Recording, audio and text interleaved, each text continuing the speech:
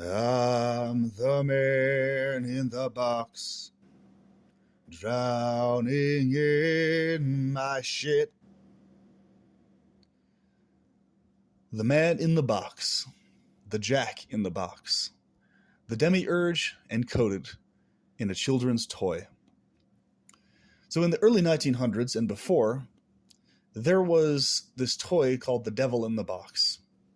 And Jack in the Box actually is referring to that devilish nature. Thus also Jack indicating youthfulness, childish youthfulness that's mischievous, and also sadistic in nature, potentially. And you'll see the king, queen, and the jack in the card game, which is also a very encoded thing as well, indicating symbolically the actual goddess and actual god beyond the demiurge. And I'll talk about that in a different video. So, what you need to understand about this Jack in the Box symbolism, Devil in the Box symbolism, being a children's toy, was that's an occult symbol of the demiurge, the evil behind this cosmos and universe, potentiality being unleashed, the horror of potentiality being unleashed and allowed to have manifest form in this world, indicating the horror of a new form or a new birth being introduced into this hellscape by us opening the box, which manifests in the form of the opening of the vaginal canal and the pushing out of a new form into this hellscape of a world. That's what the Jack in the Box actually is symbolizing, and thus why it's made a children's toy. It was to encode that core archetypal theme, where you spin the little musical thing on the side, and then at a certain point the spring causes it to shoot out, and then has this very evil devilish head, right? And then as time went on, the toy got more and more mild and more like childish, and like, you know, so it was like this happy little smiley clown face, right, over time, versus an evil horrifying face. It became just kind of like a novelty thing, right? And there were various different kinds of Jack in the Boxes and stuff, you know, over the years. So what that's also showing, though, is that this demiurge has multiple faces, like a hydra. It has evil, demonic, horrifying faces, like the original Jack in the Box. And it also has these kind, lovey-dovey clown faces, happy faces, doll-like faces also. It has all these different heads, right? So what people need to understand about the nature of this thing is that it's a sadistic, childlike consciousness that gets orgasmic bliss from its potentiality being manifested into various forms, assisted by us. So it gets off on pleasure as much as it does pain, but it finds a specific attentiveness to pain when it is inflicted on entities here, and it tends to hone in on that. That's why pain tends to go in a cycle, and it tends to spiral out of control. And the only way the person can stop that spiral is by extremely intensive positive thinking and affection for others, and genuine deep kindness for others, which inspires others to free them from the demiurge's focus on them, in terms of observing the pain that they're exuding out. So if you can think of the concept of this Jack in the Box, this Devil in the Box, potentiality, it's only ever able to maintain tangible forms by continually feeding on itself and feeding off of our intense feelings and emotions, especially those that are extremely intense and traumatic. Because trauma and pain tends to exude far more intense feelings than pleasure does in this world.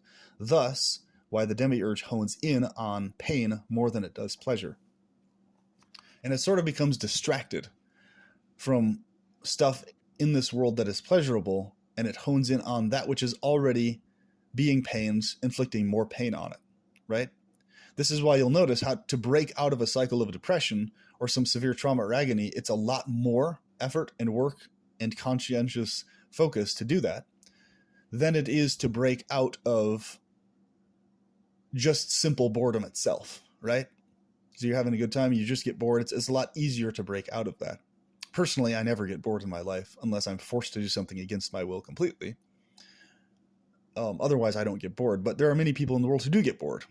So it's a lot easier to bounce back out of boredom into something pleasurable than it is to be under the Demiurge's gaze to where it's fascinated by observing the torment you're experiencing and feeding off of that while it's feeling bliss the whole time. It's not actually aware of what pain is, what pain feels like, or what the nature of pain is, the way we understand pain. It's literally just processing your torment and agony as an intense feeling and emotion. That's all it's really processing. Hyper intense feeling and emotion, focus on it. And so this is why people who are good people otherwise tend to end up in these spirals of one bad thing happening after another, as if someone's playing a game and toying with you, because that's exactly what's happening. You're dealing with a cosmic child in consciousness that is sadistic and that hones in on your experience of pain and is fascinated by it and experiences ecstatic bliss from honing in on your experience of pain and observing it thereof.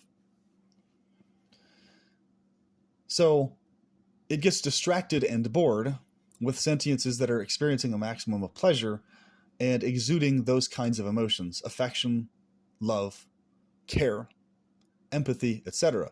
And you'll notice when you exude those kinds of emotions, you're to various degrees off the hook from the Demiurge's inflictions of agony on you. To various degrees. We're all under inflictions of its agony. But you'll notice you're significantly less affected with agonies that others are afflicted by when you are of a consciousness that bypasses its mode of thinking and operation. And I'll talk about this more as time goes on. So the way to maximize a pleasurable life is to become a source of pleasure for yourself and others to where the Demiurge gets bored with you, focusing on you, and it gets distracted from you. Okay? By it becoming distracted from you, you'll be able to experience far more pleasure and far less pain infliction because it's not getting off on you as much. It's getting off on the fact that you're being pleasured and others are being pained simultaneously. That dynamic it's getting off on. But it's not really getting off on the fact that you are actually experiencing pleasure directly. It really does get off on pain infliction.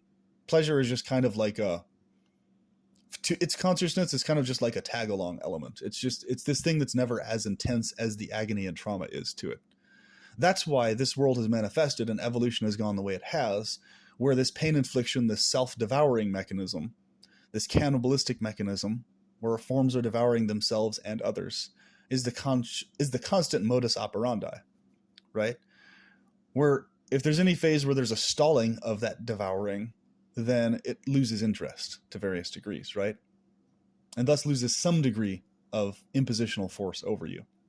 Now you'll notice human beings, because of our intelligence, our awareness, our ability to use tools, our understanding of specificities of reality that animals don't have, that understanding of specificity is connecting us to the deeper reality beyond the Demiurge's influence.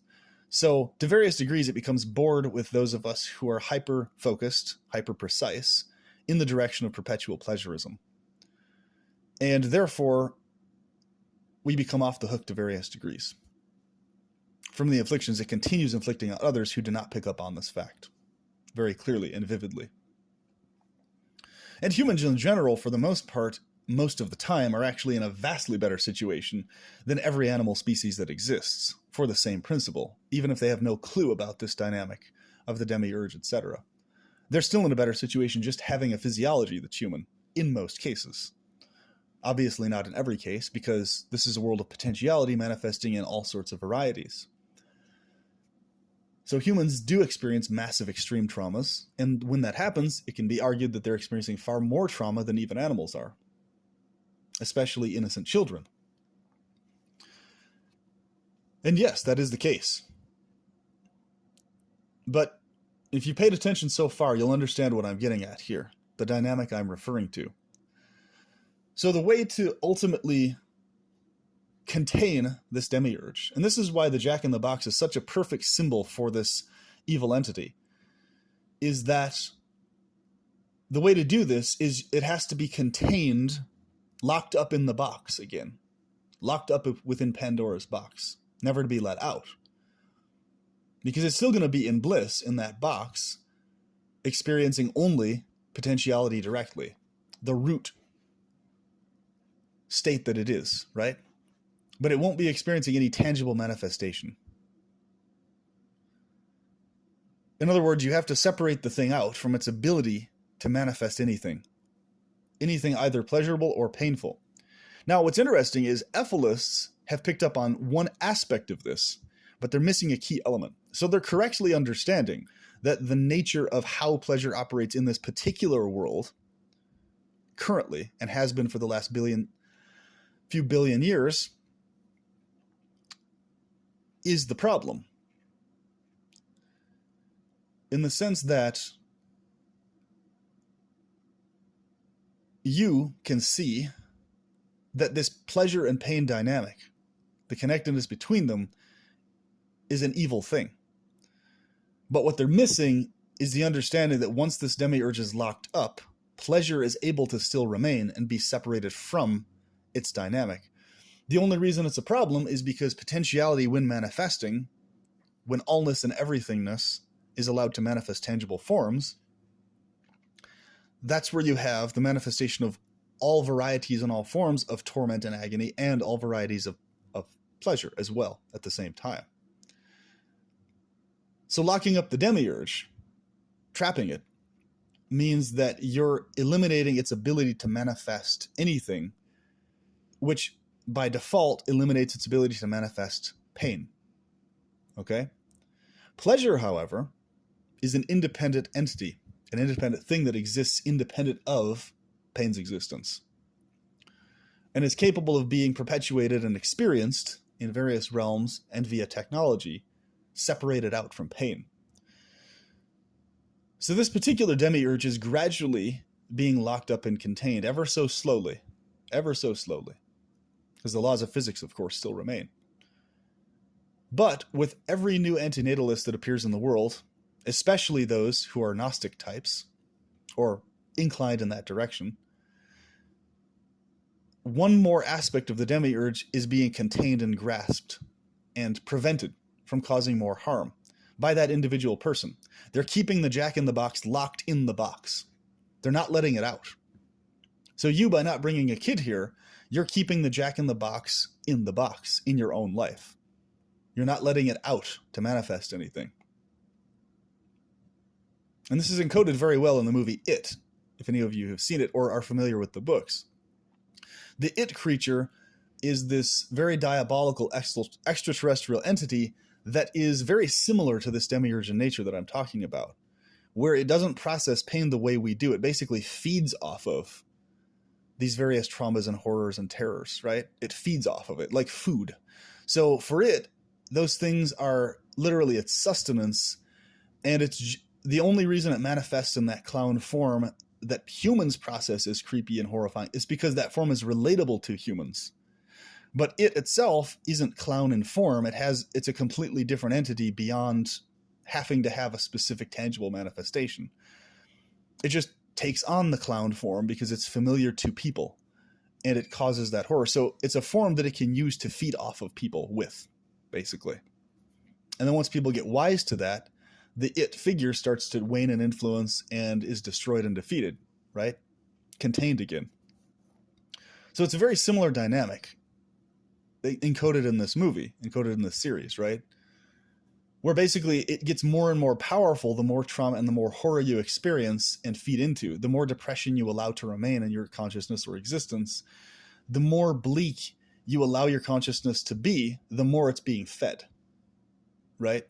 Its teeth grow larger, its head grows bigger, and it devours you more and more, right? Now, what's interesting is in that movie, when it chomped off the kid's arm, Probably the most horrific scene in the entire movie, honestly, where it chomped off that young kid's arm and the kid was screaming in agony and all this stuff, and then it pulled the kid under. That's actually very symbolic of a person being an amputee, having their limb amputated in this world.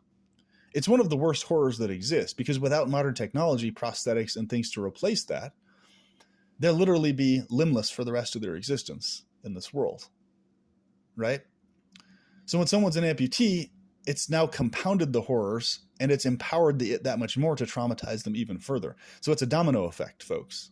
This is why the good looks advantage and bad looks disadvantage snowball effect exists, because the Demiurge is feeding on and honing in on trauma more than it's honing in on what is considered pleasurable. Its attention is directed at where the trauma is, the horror, and it likes to domino effect that, and it's directed away from where pleasure is being experienced, which are containment bubbles against its potentialities. Okay? So this containment bubble principle, just like the Demiurge is a jack in its own box, we literally have to create our own worlds that are containments against this potentiality. We have to create our own boxes to seal ourselves up away from this thing in. And that's exactly what we're doing every day here, folks. What is a house? What is a room? What is a computer? What is a black screen that you look into that manifests different images? All of these things are different boxes that we're containing ourselves within to shield ourselves from the Demiurge's potentiality. So we're not standing out in the middle of the cold, dying of hypothermia within 4 hours, being blasted by the wind and rain and all the elements. It's a containment box, We can decorate the box. We can make it look smooth, bubble-like. We can make it very artistic and everything else. But it's a containment box is what it is. It's containing us away from potentiality manifesting. It's helping shield us from Jack in the Box to some extent, right? Whereas if you're just out in the middle of nowhere, you're completely exposed to it. And you're going to rot away if you don't know exactly what you're doing. If you're not driven by specificity, skill, affection, and drive for pleasure, you're going to die very fast in the middle of nowhere. And skill is so important because skill is the specificity principle in active engagement. Specificity is the antithesis of potentiality manifested.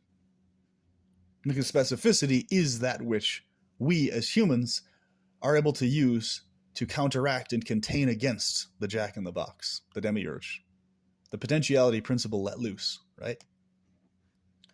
So if you just think of the visual of that head poking out of that box, it's the exact same thing as a child taking birth, isn't it?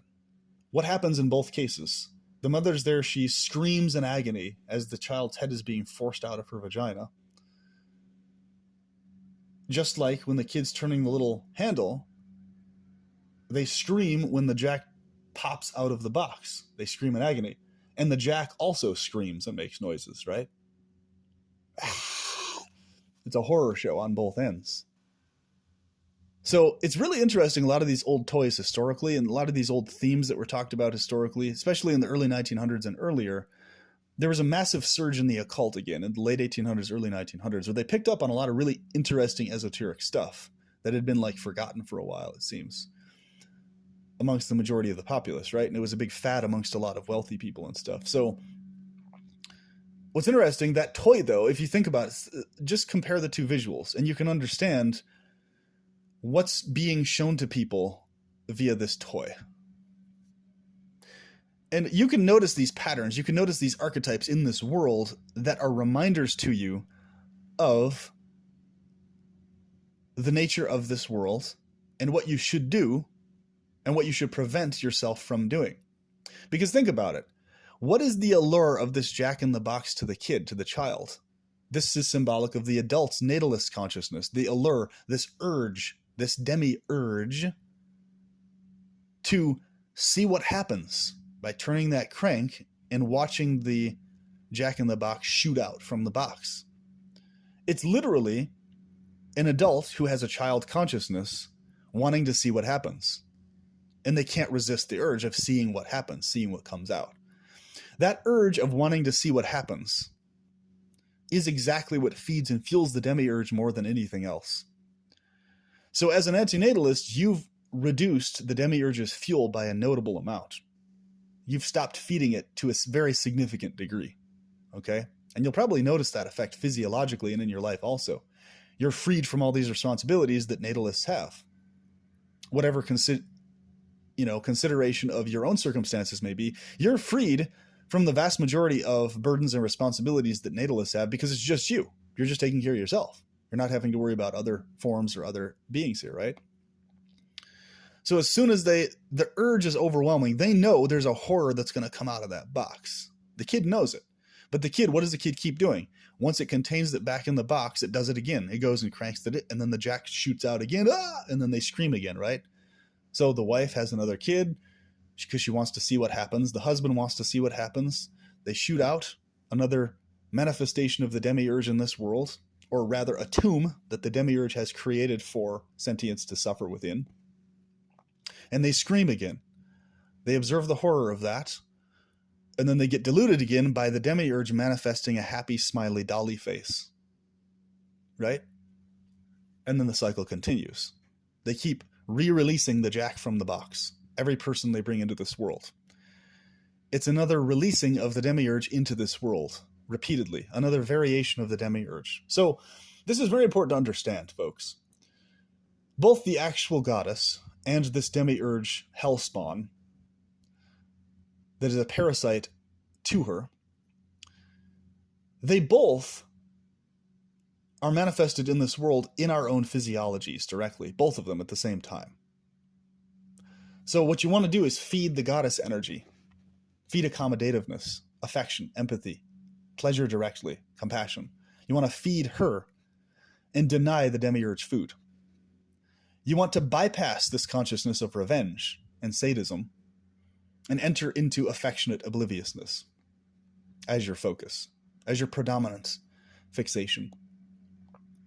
Now, what's interesting is Bleak Past brought up this point in a video recently, and I'm going to do a whole new video on this, where he talked about how these people who specifically professionally moderate Facebook content and YouTube content, they're literally, and there's a documentary on this, multiple ones actually, where they talk about how they literally had to quit their jobs, and they knew people who actually committed suicide over having that job. Now, this proves more than anything, beyond a shadow of a doubt, this principle I keep talking about. We're either sadistic or oblivious, because these people, having that job, being exposed to the absolute worst horrors that humans engage in all the time, the worst kinds of torturous things you could ever imagine, the worst types of animal cruelty you can ever fathom, just absolutely horrific stuff they see on there. So what's happening is their brain, their psychology is not allowed to be oblivious to what's going on real time right now. And by not being allowed to be oblivious to it, being forced to be aware of what's happening real time, they start to lose their minds, folks. And we would too. You'd start to lose your mind as well if you're an empathic, caring person. You'd become suicidal or insanely fucking depressed by seeing that stuff all the time in front of your face. So what's interesting is that job, it's literally a perfect real world evidential example of exactly what I'm talking about, to where the only person who would not be adversely affected in that way by seeing those things is literally someone who is maximally sadistic, psychopathic, or sociopathic, where they're not fazed by it.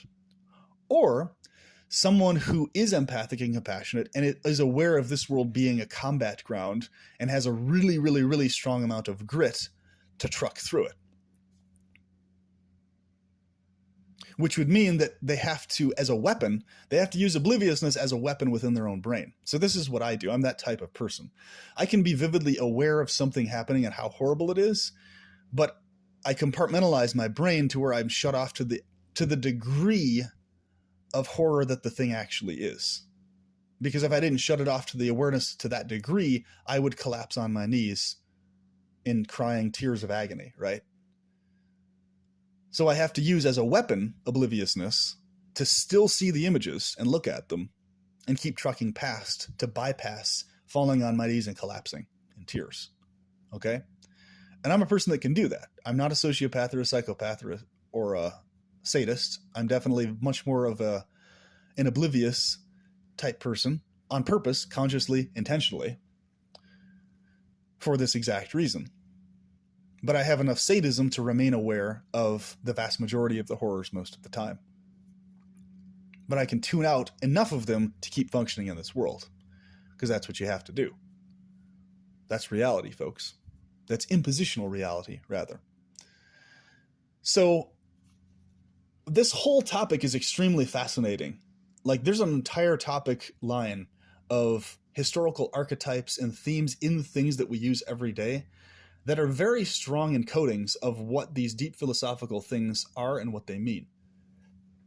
So these deep concepts that are talked about within Gnosticism make huge amounts of sense when you see these encodings and archetypes around us every single day of our lives, right? In the words we use, in the things we say to each other, in the jokes and puns we have, right?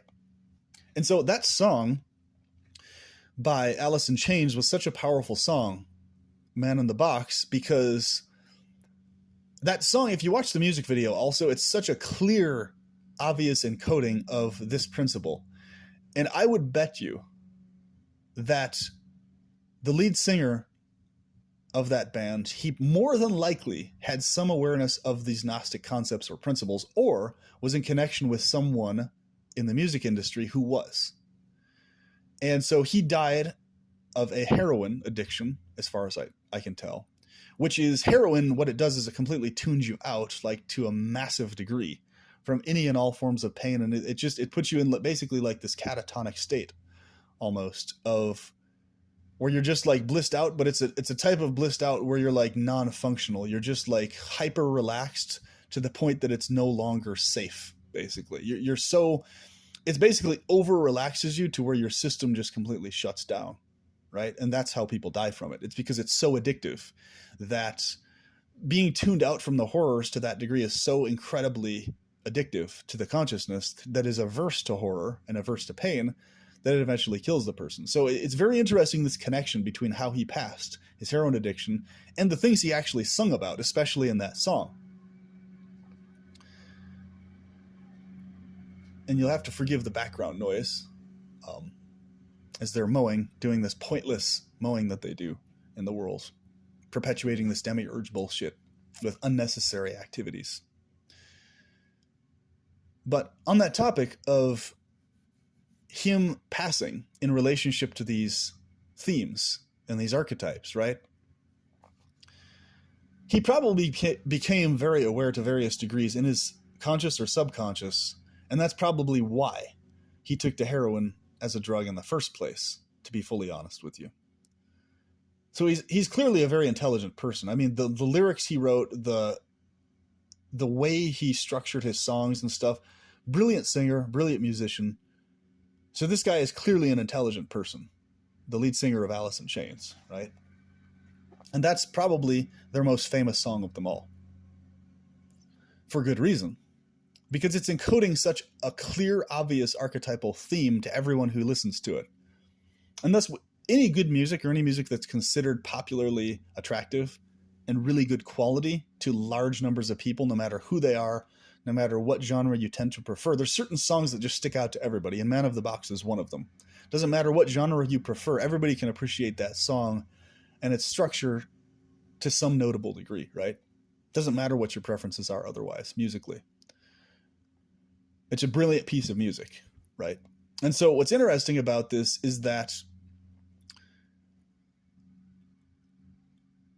this Jack in the Box theme plays out every single day of our lives in this world.